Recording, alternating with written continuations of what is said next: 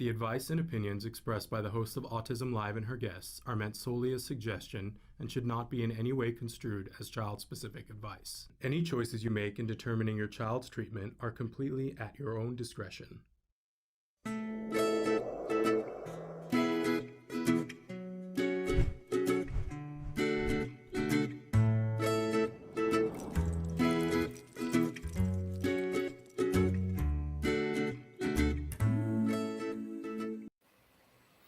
Morning and welcome to Let's Talk Autism. I'm Nancy Alspaugh-Jackson. And I'm Shannon Penrod, and I'm so happy to be here with my friend. How you doing? It's Friday. Yes. It's Friday, and it's almost Friday the 13th, but it's not, so that's a good thing. Yes. Thrilled to be here with you.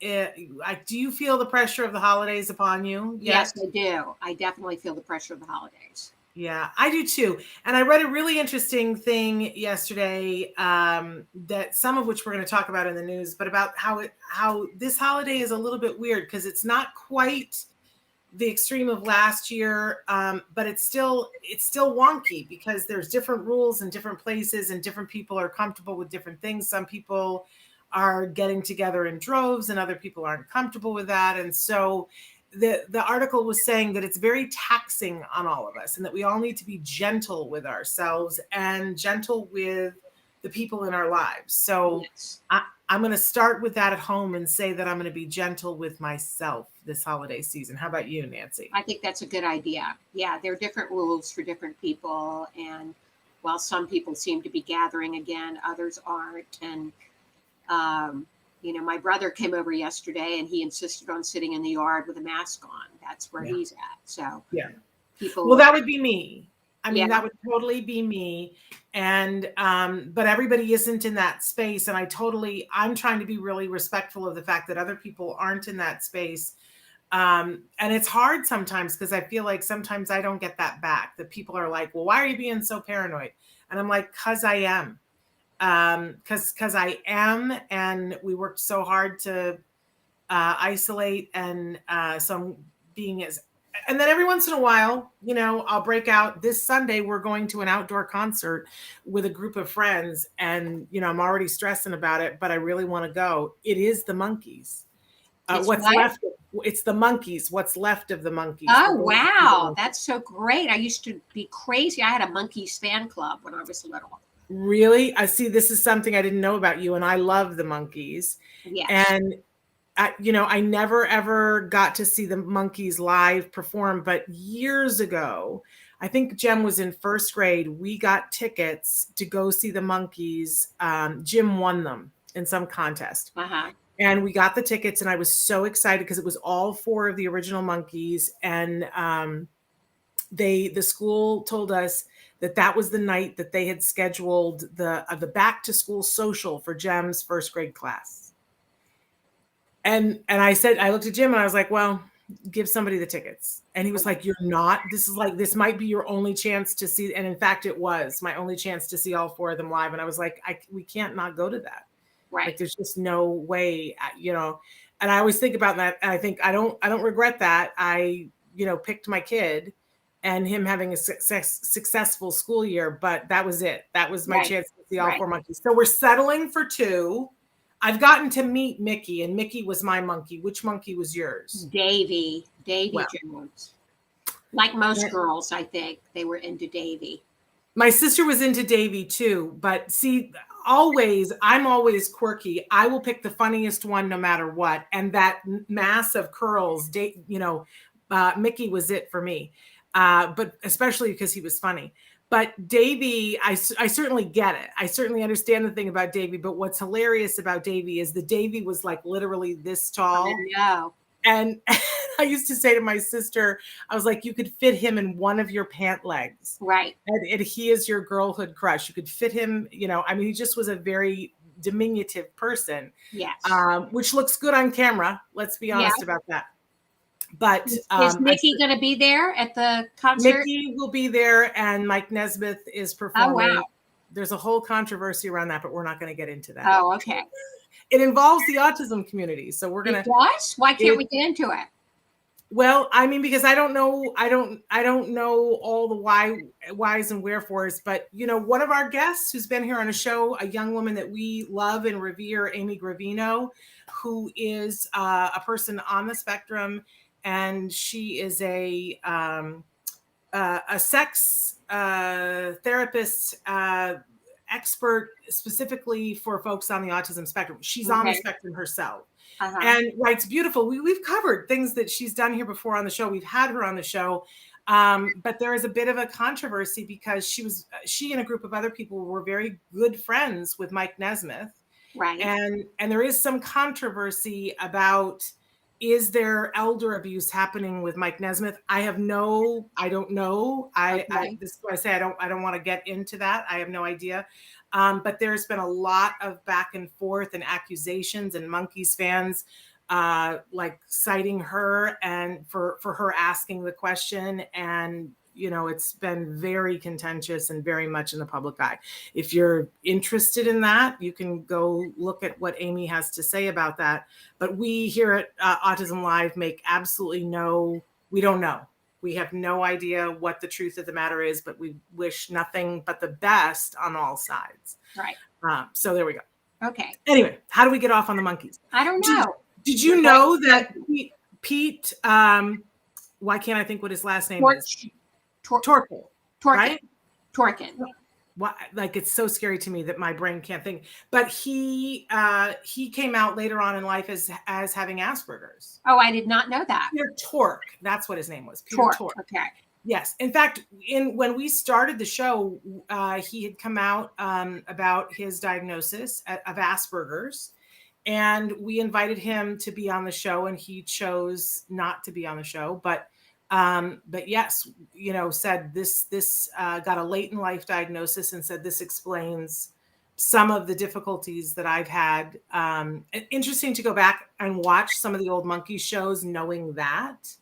And I think I just loved him. I loved him, and I loved some of the things that he wrote. They were very offbeat, with he had a very interesting sense of humor. But said that he struggled socially, and he's sort of in the Monkees series, the monkey that is like not socially doing the same thing as the other ones, not right or wrong, but just doing something different socially. So very interesting. How everything comes back to autism always, right? Yeah. Even the Monkees.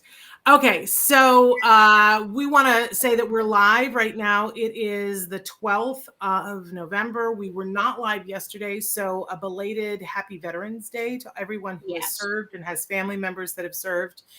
We weren't able to be here yesterday, but we're here today. We're live, and we've got a great guest. I believe that Vince Redmond is joining us in just a few minutes, but we've got some news stories to cover before that. Just want to remind you that you can interact live right now. The chat is open. So if you are watching us, good morning to Tigist. We are live on YouTube. We're live on Facebook. We're live on Twitter. We are also live on a bunch of other places. Twitch, you can be watching us right now on Twitch, which is crazy fun. And we are a podcast, a free download wherever you get your podcasts. We are the #1 rated autism podcast worldwide, thanks to you, because those of you who are watching now and will watch us later in podcast have liked us, shared us, reviewed us. We encourage you to do all of that and find us where you can. Keep in mind that on a lot of the podcast servers, you have the choice of downloading us audio only or picture and audio, so that if you want to take us in the car, you certainly can take us on walks. I have a couple of autism parents who have written in and said that we're their jam while they're walking, Nancy. That's a great thing to do, huh? Isn't Makes it? the walk go faster. Well, yes, passes the time. You don't know, because boredom for me, I don't mind moving. I don't mind exercising. I just get bored. So if there's no music or nobody talking to me, I'm like, why are we doing this? Why? Like, let's go do something that's less boring. So yes, take us or your favorite podcast and go for a walk. All right, Nancy, we've got some news this morning. Not all of it good. Shall we start with the headline? Pretty much everywhere this morning, we've been looking at the microbiome. And there's been a reason why we've been looking at the microbiome for a while. People have suspected for a while that the microbiome has something to do with autism. Yes, that there's a link between gut health and autism has long been the perspective that many have held.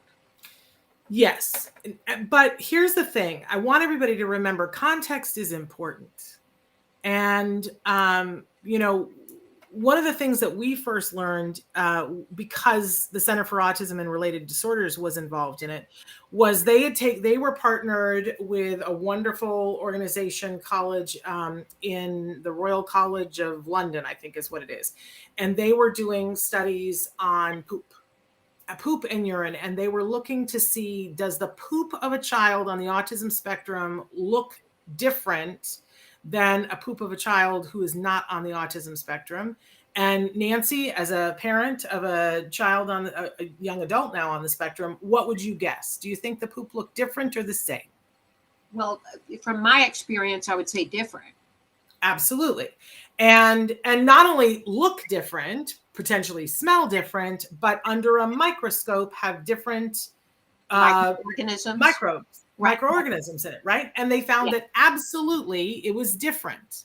Now, again, we always talk about the duh heard around the world, right? We all went, yeah, duh, right? But then it becomes a thing of why and what does it mean and what does it represent? Now, a lot of people, by the way, they were able to do it blindly, to take poop and they labeled it and then didn't and put it under microscopes and didn't let the researchers know this kid's on the spectrum, this kid's not. But then they were able to graph it and go, oh, look, these kids over here that are in this cluster all are on the autism spectrum, and these kids over here in this cluster not on the spectrum.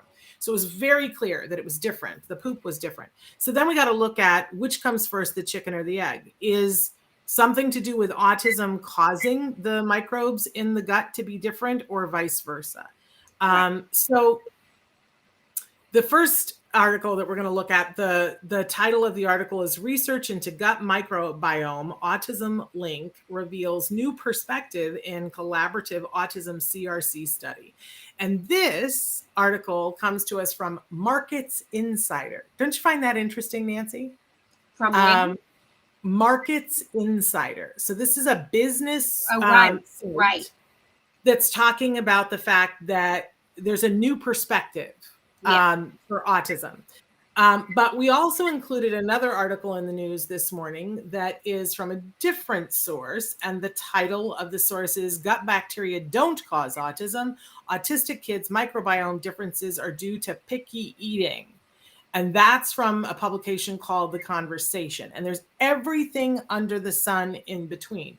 But even from the titles, you begin to see a little bit of what they found. We really encourage you to do your research and find and read, because there's a lot of fine print in this. And I think we're supposed to feel discouraged, Nancy. Yes. That we're supposed to be like, oh, darn. The autism community said that they thought the microbiome had something to do with the cause of autism.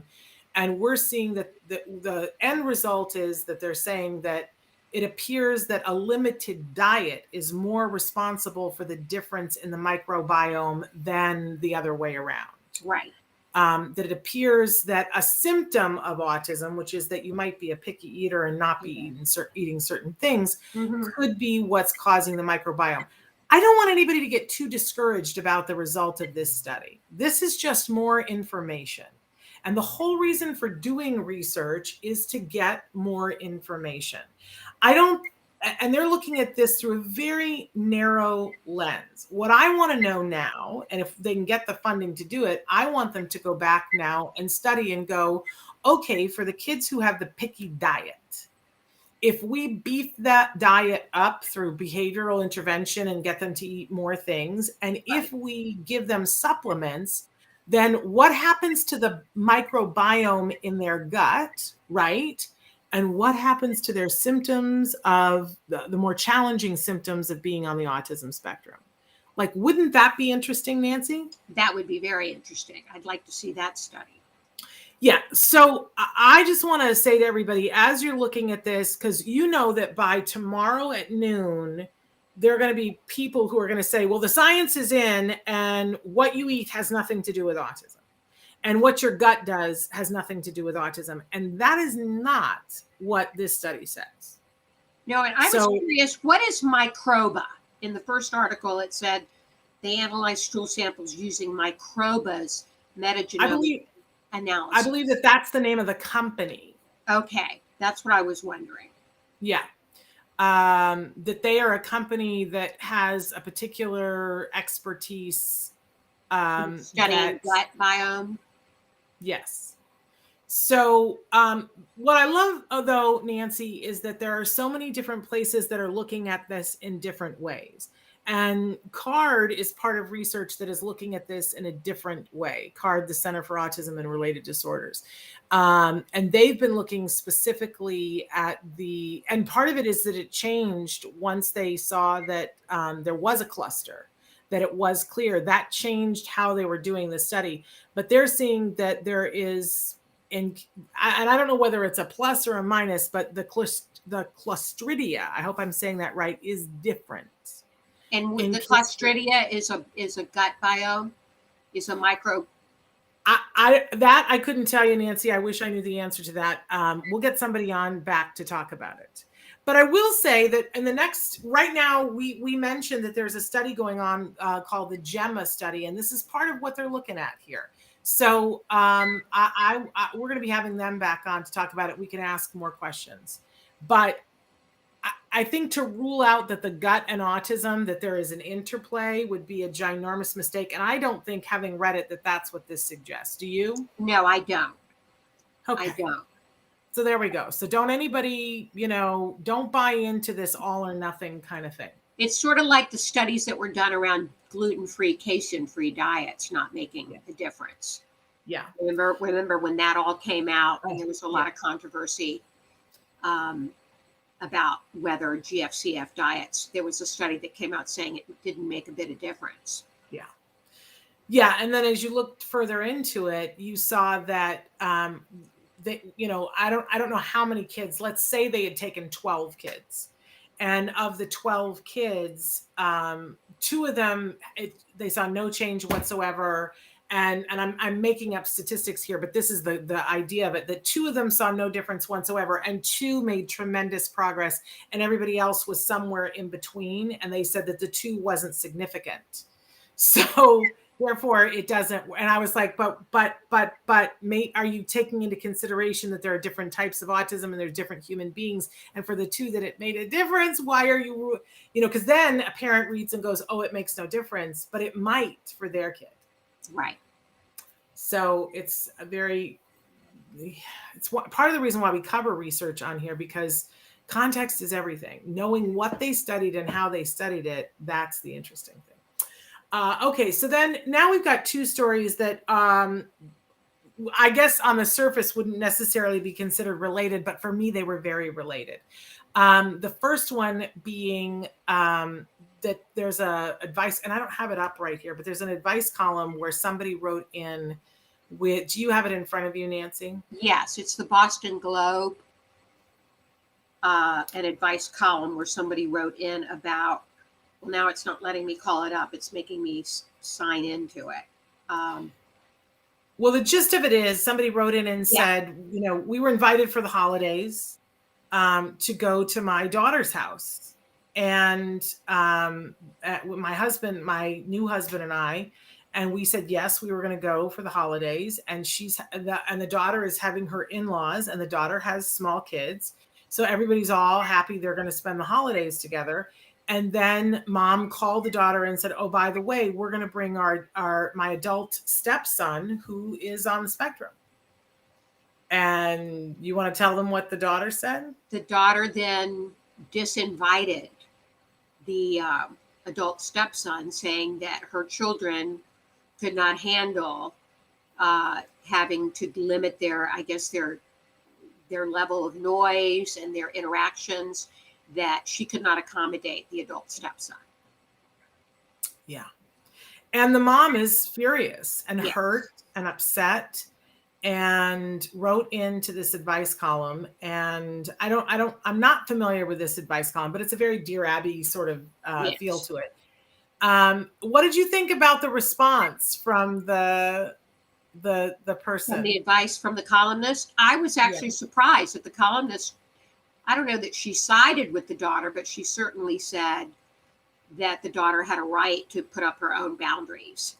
Yeah. And that the person in question here, the mom, would have to adjust to the boundaries that have been set. So I was kind of surprised about that. And when you say surprised, were you disappointed? Yeah, I was disappointed. Yeah. I was too. How about you? Yeah. I had hoped that she was going to say, you know, here's how I'd like for you to talk to your daughter about this, for her to see your perspective, and why we should all be making an effort to include people. But instead, she wrote a little bit what I was talking about before at the start of the show, about how we all have to like respect that people's boundaries are in different places right now, and that it's a really hard holiday, and that we need to take the daughter's perspective, that she's dealing with in-laws and trying to look good and da. I heard her in the column asking the mom to take the perspective of absolutely everyone else except for the stepson who's being excluded. That's the thing that bummed me out. Even if she said to the mom, she said, please feel your grief. You're entitled to your grief over this. You know, you're entitled to feel bad over it. You got disinvited and, you know, blah, blah, blah, blah, blah. But she went down the line and talked about how everybody would feel, how the in-laws would feel, how the kids would feel. I didn't hear her. Maybe I'm remiss, and correct me if I'm wrong, Nancy, but the only thing I didn't hear was, what's it like for this young man, the adult, who's not welcome? Right. She did not include his perspective. And I think that would have been a good angle to take, and to consider the adult son. And then I wasn't sure from the article whether the mom now was not going, or whether they were just going to make accommodations for the son to do something else. It sounded like to me, and from the columnist's advice, she was saying you should do your own holiday, go do your own thing, and enjoy your own holiday. But it sounded like that was what was going to happen now. And I took from it that the mom was so hurt that she's not even able to talk to her daughter right now. Mm-hmm. And she also said that they made allowances for the son. They got headphones for him, so he was able to tolerate the noise. And it sounded like they made accommodations for the son to be there. Yeah, but there was no accommodation on the other side. And look, I think we can all be adults here, and we can all say that we get it on a certain level. But when is that going to change? And why isn't it changing faster, I guess, is what I want to know. Yeah, I think everybody should be able to have their boundaries. I totally do. But when we all admit that there is a place where boundaries have to stop, because you become exclusive. I mean, you know, listen, not to take it too far politically, but there was a time and a place when people said, oh, you can't come to our country club because your religion is different than mine, and that makes me feel uncomfortable. And we all decided as a society that was being a bigot. You know, how is that in, like, what this, we're saying it's okay for this daughter to have the boundary and say, I don't want to be around somebody who's around this on the spectrum because they have sensory issues. To me, it doesn't feel good. No, it does not. And I don't quite know what to do with that. But then I no sooner read that article, Nancy, and then I went on to our next article, which caught my eye because it's talking about how the Stamford YMCA has reached an agreement with the government to resolve allegations that the facility's childcare programs and other services were not accessible to a child with autism. Right. And that they were found to be, violating the Americans with Disabilities Act by not making accommodations for a child on the spectrum. Now, if you watch the show at all, you know, we all have a psychic wound. Good morning, Christina. We all have a psychic wound as a parent, like whether, and it might be a bunch of them, but a time when our kids were excluded and that we were told either implicitly or explicitly that our child was not welcome because they were on the autism spectrum. Mine was at the local YMCA. Oh, really? I didn't know that. Oh, I've told the story here before because it's still, I was just saying to somebody the other day, they were talking about how their feelings got hurt because they felt like their kid was sidelined.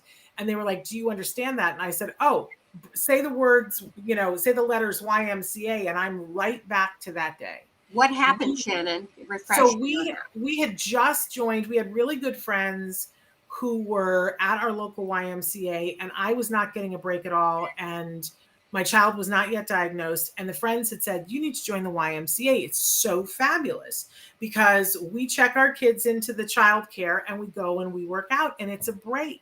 Mm-hmm. And if you want to just sit and type a little bit on your computer, that counts. And your child is in the child care. It's all part of the same price, and you get these classes, and your child can take swim classes. It's such a great deal. And we didn't have a lot of money, but we were like, let's do it. We need, like, if it benefits all of us, let's do that. So we joined on January 1st of 2006, the YMCA. We paid our membership, did all that. And on the 16th of January, so 2 weeks later, our son was diagnosed as being on the spectrum. And I went into the YMCA and asked to talk to the director. And I said, hey, just want to make you aware of the fact that our child was diagnosed with autism. And I'm wondering what kinds of programs and things. And she was like, oh, we don't have a program. And I said, oh, and she was like, but, it's fine, whatever, just, So I started coming to the gym, and I checked Jem into the childcare, and they had pretzels and stuff that they were feeding the kids, and you could attach a tag. And the tag on his, because we'd already started gluten-free by that point. We started before the diagnosis. And because we were, pretty sure that we were going to get the diagnosis. Anyway, he had a tag that I would safety pin to him that said, do not feed allergies, don't feed anything. And so we did this for like a week, and then I went into work, and I'm just getting on the first machine, and they come and they're like, oh, you have to come right now. He's hysterical and we don't know what to do. And I came running into the thing, and there is my child, and he is like 2.5, and he's crying and he's snotting, and he won't let anybody near him. And I was like, what happened? And they're like, we don't know. It was weird. He just went off and he threw a toy at another child, and we can't have that. And I picked him up, and they said, you have to leave right now. So I took him home, and I was hysterical. I was like, what set this off? I have no idea. We got through the weekend. He calmed down. We didn't know. And I said to my husband, I said, geez, we hadn't seen this behavior since we started the gluten-free, casein-free. I'm wondering if it wasn't really the thing that made things better, because now he's doing it even without the stuff. So fine, I go back on the Monday. I check him back into the daycare. I attach the little tag again. I send him back into the daycare. And I get on the first machine, and they come and they're like, no, you have to get him and take him home. He's completely out of control. And then they said, and he's no longer welcome here. A 2.5-year-old. And I picked him up and carried him, and he was tantruming and freaking out. And I was like, I don't even know why this is happening. They wouldn't tell me. They were like, nothing happened before, nothing. And I couldn't even get him in the car. I couldn't get him in the car seat. He was inconsolable. And around the side of the building comes this young man, and he comes up to me, and he worked in the daycare, and he said, are you okay? Do you need help? And I said, I don't know if I'm okay, and I don't know how you could help me. And he said, can I just ask you a question? I said, yeah. And he said, it says not to feed him anything because of allergies. Is the way he's behaving right now, could it possibly be from eating pretzels? And I looked up at him, and I was like, what are you talking about? He said, the director of the daycare the other day fed him a bunch of pretzels, and then he acted like this. And then this morning he came in, and the first thing she did was fed him a bunch of pretzels. Wow. And, I went to the director of the YMCA and said, this is terrible. And she said, well, you don't have any proof of that. And I didn't want to throw the kid under the bus. Right. And I asked them to reconsider and to allow him back in the center. They told me no, that they were not equipped, nor were they going to become equipped to deal with a child on the spectrum. And I said, what would you have done if it was a wheelchair? She said, it's not a wheelchair. But she also said, we have classes that we don't allow kids in wheelchairs, the YMCA. And then, and I said, if my child's not welcome here, then I'm not welcome here. So refund my, nope. And that's when I said to her, I will have every news crew here. I will sue you. I will do all this stuff. And so they refunded our membership, and that was it. So they didn't offer you an option of having an aide come with him? Because I had a similar experience with a preschool. When Wyatt we had already brought an aide. Oh, you had? We had already, when he was diagnosed, they were like, what can we do to help? And I brought an aide, and the aide trained their staff. Yeah. And after that is when all of a sudden he, misbehaved, because I think that the director did not like the training from my aide. Right. And so I think she decided to feed him pretzels to get him out. Mm. But what it did do was it showed me that if my child had gluten, we had almost an immediate reaction. Right. And I would never have tried that myself. Right. But I interrupted you, Nancy. But yes, I did bring in a person who trained them. Right. Yeah, when Wyatt was in preschool, he started having massive tantrums. And the preschool said, you're going to have to provide a shadow for him to continue to go here, which I did. And the shadow was not very well trained, unfortunately. But I did provide the shadow. And it was not too long after that he was diagnosed and started going to a special needs preschool. But I want to, and I don't know if Vince is here yet. I want us to talk a little bit about what it feels like. Because for me, it's still psychic wound that the YMCA, I know people who have gone back to that YMCA, and Vince is here, so let's bring him in. But I know people that have gone back to that YMCA that they are very inclusive now. They have programs for kids with autism. But I read this article last night, and I said to my husband, I feel bad that we didn't pursue it 18 years ago, 16 years ago. And because it's 16 years later, and they had to involve the federal government to make a YMCA accessible for a kid with autism. It makes me want to spit nails. Anyway, let's bring Vince in. Vince Redmond is joining us. He's a licensed marriage and family therapist of the highest caliber. We just adore him. And Vince is amazing. He's worked in the field of autism for a really long time, more than 2 decades. Started out as a behavior technician, and as I said, is now a licensed marriage and family therapist. So there's no one who gets more what the challenges are for families going through interventions. So Vince, welcome back to the show. Good morning. Good morning, so Vince. Glad to see you. I miss you so much, Vince. I know we don't get to talk every day now. We can though. We can. We just don't. We're both busy. But so Vince, I don't know how much of this you heard. I heard a lot. The YMCA story? Yeah, I heard a lot, and it's amazing to me that nowadays that is still going on. Back in the late '80s or early '90s when I started doing this, you kind of understand it there because it's a lack of understanding. Autism wasn't really well known. They weren't sure what was going on with the child. But now, when there's so much research, so much media attention, so much understanding of autism, and even just like you were saying, the dietary responses to children with autism, is just amazing that now the federal government has to get involved just to do something that every other child should be able to receive. Just astonishing. Yeah, it's so disheartening. And I don't know if you heard this story before that about the woman who wrote in to the advice column in the Boston Globe because they were invited to the holiday, and then she said, "Oh, and we're going to bring my adult stepson who's on the spectrum," and then they got disinvited. Yeah. So I really want to talk about what it feels like, because there's the whole legal side of that, like with the YMCA, but what it feels like for the family and for the kiddo, if the kiddo is aware of the fact that they're being excluded. In the one case, that's an adult. But I think both Nancy and I can speak to the fact that, I'm so many years out of it, I should not still get upset. But you say YMCA to me and my blood pressure goes up. As it should. I'm right back to that day. That was a traumatizing event. There's no reason why you shouldn't have that type of a response, right? Because you were treated unfairly. Jem was treated unfairly. It was Yeah, that's somebody's personal opinion, not anything that was based on evidence, fact, or reason. This was someone who just wanted the easy way, wanted easy kids, wanted, just to keep everything easy, not understanding, what damage they were doing to Jem, either biologically and, mentally, and what the damage was doing to the family, right? Not being included, being excluded from things that are, available to everybody else.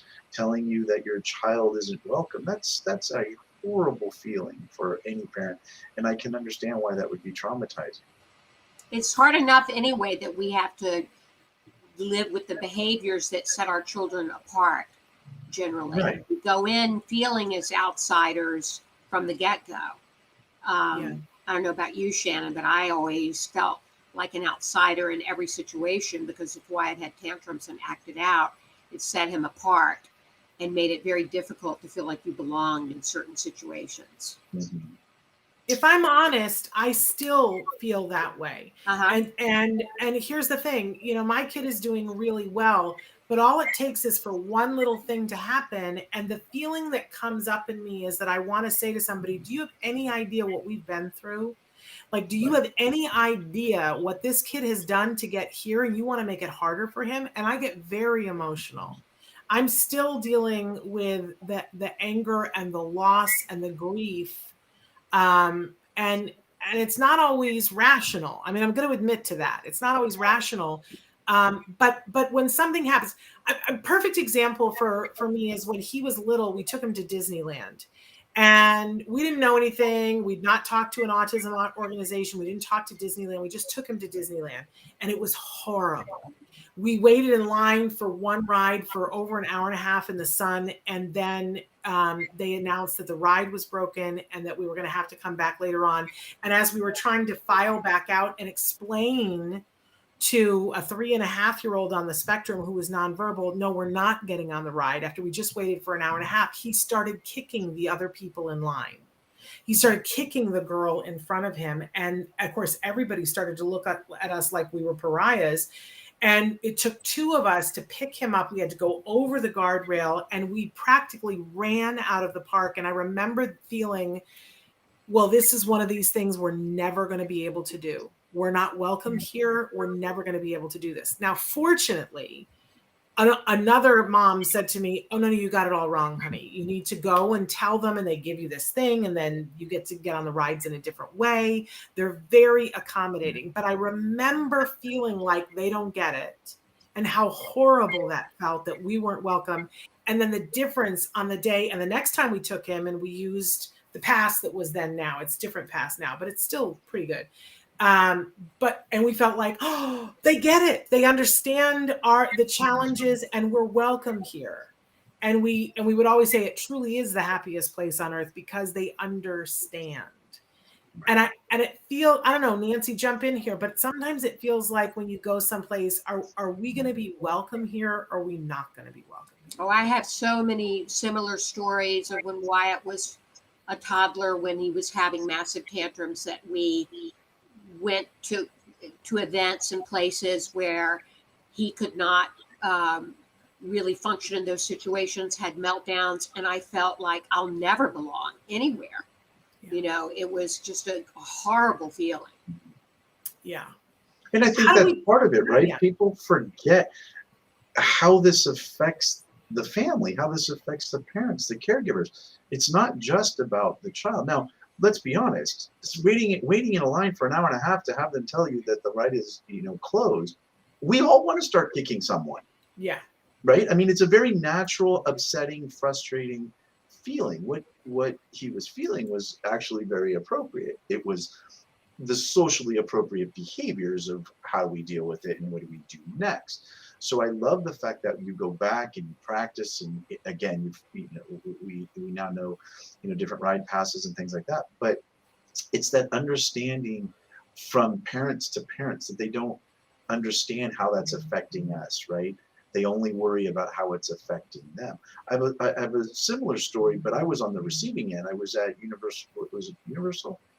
Magic Mountain, Universal Studios, one of the two, I don't remember. And there was a family in line, and I usually aren't paying attention too much. And sure enough, there were some behaviors, and the child started getting upset, and he started, screaming and yelling, and everybody was staring at the mother was white, and she had tears in her eyes and turned around because we were directly behind them. And she was like apologizing. And I just put my hand on her back and said, "Don't worry, it's okay." And then I explained what I do. And I said, this is okay. Let's see how he does. And, I went down on my knee and we talked to him and we all started goofing around. And long story short, that line kept progressing. But that empathy, that caring, that understanding of putting yourself in the other person's shoes is so important when we're out in public. We don't know their journey. We don't know where they've gone to, right? And all of us who have been through that journey or going through that journey hand in hand with someone else, right? It's something that I wish more people would see. Now, we see the negatives, but I've also seen, positives as well, where I've been out at work and in the community with our kids, right? And we're working, and I've seen a lot of compassion. I've seen people in cashiers and box, clerks at stores and stuff, just being very patient and understanding, kind of give you that wink, like, okay, we got this. So I hope that continues to build. I know we spotlight those who don't, but I also want to spotlight those who do. I love that, Vince, because I think that's important, that we have to remember. I think there's been so much awareness, and there's been a sea change in how a lot of places deal and are aware of some of the things that can occur when kids have meltdowns and can't regulate. That fortunately there's been a lot of change for the better. Vince, did you hear the story about the family whose son was disinvited from the family gathering? And what is your take on that? I did not. I only got the tail end of it, but okay. I mean, just that sentence alone to me is atrocious. To disinvite a family member and their families because why are they being punished? Why are they being, well, the rationale, to let you know, the rationale. So this is a mom and her daughter. The daughter is married and has some little kids, and she's invited her in-laws to come for the holiday dinner. She also invited her mom and her mom's new husband to come. Everybody agreed to come, and then mom said, we also want to bring my new husband's adult son on the spectrum. Mm-hmm. And that is when the daughter called and said, I'm disinviting you all because I didn't invite him. I don't have room for him. My in-laws are coming and my kids are little and I can't take control of them making loud noises. And I know he's sound sensitive. So no, we're not equipped to handle him for this dinner. And it's important to note, Vince, that the mom said that they had headphones for him to help him tolerate the noise. So they had made accommodations for him to be able to go and not be bothered by the noise and the sensory. And it's not her responsibility. For whatever reason, she's taking responsibility for this. This would be the parents' responsibility, right? Bringing headphones, bringing other games for them to, or things to keep him interested, working on his social skills, making sure that if he's in an environment that's making him uncomfortable, to remove him to a different room or maybe go take a walk, right? And doing some, desensitizing. But again, it doesn't change the fact that this was something personal. This was something that was all about her. It wasn't about the family. She should try to guise it that this is for the family and I have people here. No. This has nothing to do with anyone else. This clearly has to do with her level of anxiety, her level of posturing, trying to, put on the perfect Hallmark Christmas, blending families, and we want that happy ending type of thing, which is again devastating to the families who's now being excluded. They're being punished because they have a child on the spectrum. They're being excluded from family events because they have a child on the spectrum. Thank you for saying that, because that's how Nancy and I felt, but that's not how the columnists felt. The answer was to feel your feelings, feel bad about it, but have your holiday on your own and allow your daughter to have her boundaries. Well, I mean, but that's the end. I mean, I would agree with that in the end. Doesn't invalidate the feelings that the family has, and it doesn't invalidate the situation and the inappropriateness of it. However, in the end, do we want the family to crumble? Do we want that the family that has been included to just not celebrate? Of course not. We want them, respect her boundaries, but exclude her from your family moving forward when it comes to celebrations and events, and invite family members who are more patient, more tolerant. So you host events instead of going to other hosted events. Create your own holiday network with people that you feel comfortable and safe with. So I would agree, respect that family's boundaries, and don't try to shame her or try to make a big deal about it. But that doesn't change the fact that that was a very selfish act. Yeah. And as I said, it's hard enough for us because we are aware. If anybody is aware, it's us moms, right, about the differences between our kids and other neurotypical people. And so we go in feeling defensive. We've already got like that armor up of, and you would also know when we're walking on eggshells. Yeah, we're trying everything we can. I mean, I don't know about you, Shannon, but the hoops I went through, bringing the special dietary food, bringing the activities for Wyatt to do to keep him occupied, the great lengths I went to allow him to fit in, that sets you apart to begin with. It's hard enough to begin with, but then to be ostracized is doubly painful. We have something that we say in our family, because we run into this all the time in small ways and in big ways, that there was one time that I was in a Subway restaurant and we were ordering food and we were asking them to prepare it in a specific way so that it didn't get gluten and dairy all in it. And the girl who was making our food, man, she rolled her eyes and she was like, "This is really inconvenient. Can you not see that we have a long line of people here and it's super inconvenient?" And very loud, I said, "Oh my gosh, you poor thing. We are horribly inconveniencing you. And for the next 10 minutes, it's going to be uncomfortable and you're going to be inconvenienced. Oh my goodness, I'm so sorry. This is our whole life." Right. But you poor thing that you've got 15 minutes. This is our whole life. I know. I actually had a meltdown with a mom one day at the carpool lane. At school, I had to go in front around to get into the carpool lane. And this mother turns to me and wags her finger at me as I'm trying to go into the special needs lane. I got so triggered, Shannon, I jumped out of the car and I went over and I'm like, "You want to trade places with me? Do you want to be in the carpool lane? You want to be in the special needs lane? Try walking in my shoes for a day." I was furious. Yeah. It triggered me. And what did she do? Did she respond well? She just kind of cowered at that point. Well, good. I mean, but that's the thing. You're not trying to create violence, but what you're doing is you're shocking people into realizing their own biases, their own, negative opinions of people, right? It puts people in check to check yourself. Is this who you really want to be? Right. I have a story of being in a store very early in my career in the store with a mom, and I think I might have shared this before. And the little girl wanted to get some candy or toy, I forget what it was, and the mom was saying no, and she just hit the floor, totally threw a huge meltdown tantrum. Right. Older lady walks by and whispers under her breath, "Control your kid."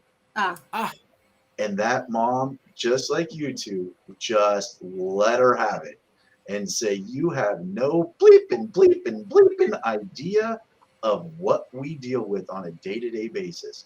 And that lady just stopped in her tracks and was just kind of stared there, and at first kind of gave some glares, but then when the mom explained special needs, she has autism, she's in treatment, this is part of the treatment, because mom was handling abuse, but we were letting her just tantrum, right? She had to tantrum through it. We had to use extinction.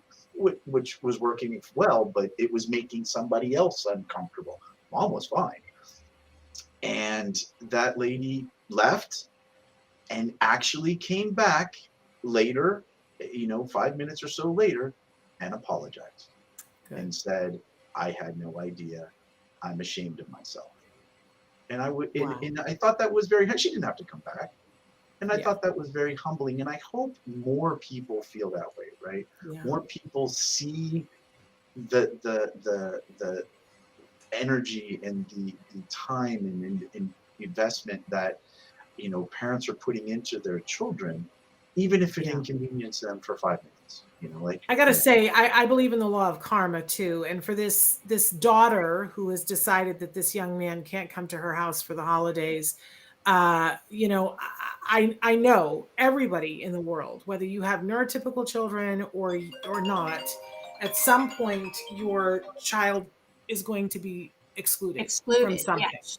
At some point, everyone is, and for myriads of different reasons. It isn't just because of autism. At some point, one of her kids that can't control their screaming, which there's a little light bulb moment for you, that she can't control her kids and get them to stop screaming. Right? At some point, one or both of those kids is going to be excluded, and she's going to remember that this is what she did and the pain that she caused. And that's hope she remembers. Yeah. Christina says, we get that when we use disability parking. People look at us and are very angry with, the thing about the disability parking, people get nuts, right? I just ignore them. But one time I went off, they have no idea what we need, that we need it for safety. Yes. Just because you can't see the disability, obviously, doesn't mean there is not one.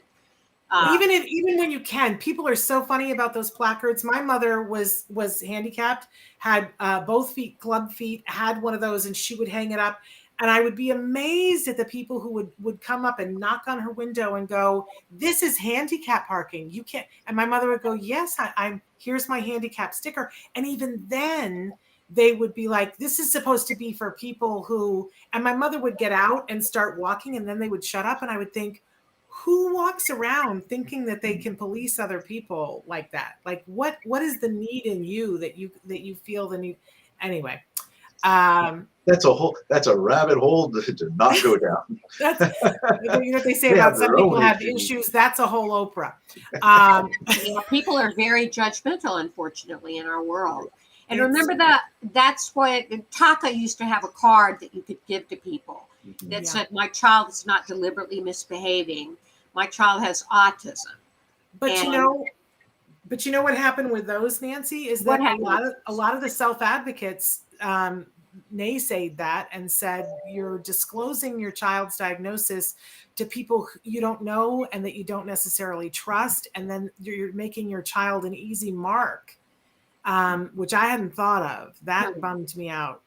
So that's an individual decision, though, right? I mean, just like any, especially right nowadays, any HIPAA, information is up to the family if they want to release it or not. Because we all know many, many families that keep their child's diagnosis under, lock and key. They don't want people knowing. They have very minimal people knowing, and that's okay. I have no problem with it. That is their decision. That is their family. And that's their just, what they would like to do. I respect that and I will honor that.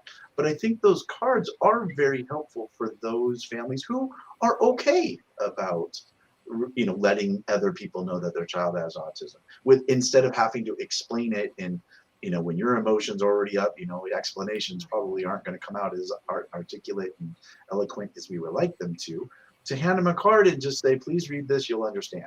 And move on, right? And they'll be able to do that. So I think, really it's in the, the hands of the families of what makes them feel more comfortable, not a one size fit all. But we got about 4 minutes left, Vince. What can you tell us? Because I think, and I'm only going to speak for myself, but Nancy, chime in if you agree, that I know that I hang on to some of the trauma and the anger and the grief, and way past when it is suitable for me to hang on to it. Like, I would love to let go of my grief over the YMCA and let it go. What do you recommend for people who are like, okay, it's not happening right now. It's a past thing. How do we let it go? Mhm. Well, it's not necessarily, I mean, because remember, these aren't conscious decisions, right? These are conditioned responses that you have to a traumatizing or, an extreme event that you experienced when, the boys were younger. So what we need to do is understand that reaction. That helps you be able to calm quicker. You're not going to ever not have that response. That response is conditioned in you, and I think rightfully so, because it helps you defend, helps you protect, helps you take care of family, and that's never going to go away. But understanding it and understanding where it comes from helps you be able to say, okay, this does not apply here. This does not apply now. This does not apply to my child, right? Especially if you're reading the article, it applies to someone else. So I think that it gives us acceptance of the response. And when we have acceptance of the response, we then know where to shelf it and how to deal with it a lot better.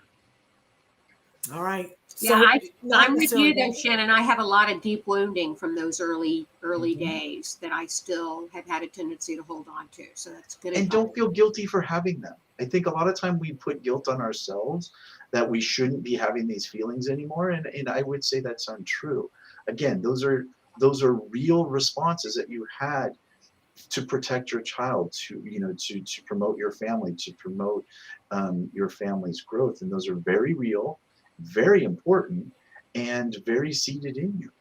And so having those are okay. It's very natural and I think very appropriate. It's just, what do we do with them now? Now, if we were still lashing out and we were still angry and we were still yelling at people for things that aren't necessarily affecting us right now, well, that might be different. But I think having those feelings are okay. But again, understanding them, where they come from, and what we do with them now is most important. I think that's an important point. I think again, I'm going to speak for myself. My back gets up really fast. And I know myself, and I know some other parents that, you change when your child gets a diagnosis. And then at some point, a friend or a relative says, you're different than, you're very combative. You're very angry. You see everything as being somebody, who's not, you know what I mean, Nancy? Does that make sense? I do. And I know, to one person, somebody said to me, I don't know who you are anymore. And because I was saying something wasn't okay, that my child wasn't being dealt with okay. And they said, this doesn't seem like you at all. I don't even recognize you right now. And I was like, really? Let me introduce myself. I'm my kid's mother, and my kid has rights, and I'm going to stand up for him whenever he needs to. And if that doesn't seem familiar to you, perhaps you should re-meet me. Right. And if that doesn't feel appropriate for you, then, maybe you don't understand what I'm going through. Yeah. Perhaps you should go be in the parking lot of my life. In the other lane. In the other lane. Yes. And I think, sometimes it's well-meaning people, but you do change when you have a child, period. You change. And when your child has unique needs, it changes you. Absolutely. And when you have to fight for them to get what they need, it changes how you look at the world. Well, hopefully that world is changing to be a more compassionate, accepting world now. Right. And our hearts go out to this mom who is the recipient of this. And we only hope that they can have a wonderful holiday despite the fact that this occurred. Absolutely. Well, and it goes back to what we were saying is, I hope they create their new holiday network, right? This doesn't mean they're excluded from everybody, right? Yeah. I think respect those boundaries for sure, but create new boundaries for your family, and enjoy those around you who enjoy you. Yeah. I suspect there's a lot more going on in that family, especially since it is a step brother and mom is remarried. I suspect that there's a lot going on that doesn't even have to do with this young man or his diagnosis, but we can't know that. In any case, thank you guys for this scintillating conversation where my blood pressure is high now. I'm going to go try to dissipate that somehow. Go for a walk. But I love both of you. Breathe. It's hot outside. Breathe. Love you both. We're going to be back next week with Nancy, and next month with Vince. Vince, we miss you. And so glad that you're still able to give us some time to be with us on the Autism Network. But thank you for being here today. And thank you, Nancy. We're back on Monday. On Monday, our guest is Kamina Ballard Dawkins, and she is a mom with a capital MOM, Mom on a Mission, and has a lot to say in her new show that she's got out about self-care. How much do we all need this, right? So tune in on Monday for that, and a great lineup of shows next week. We are going to be back then. Until then, give your kiddos a hug from me. And yourselves a hug from me. Thank you, guys. Bye-bye. Happy Thanksgiving.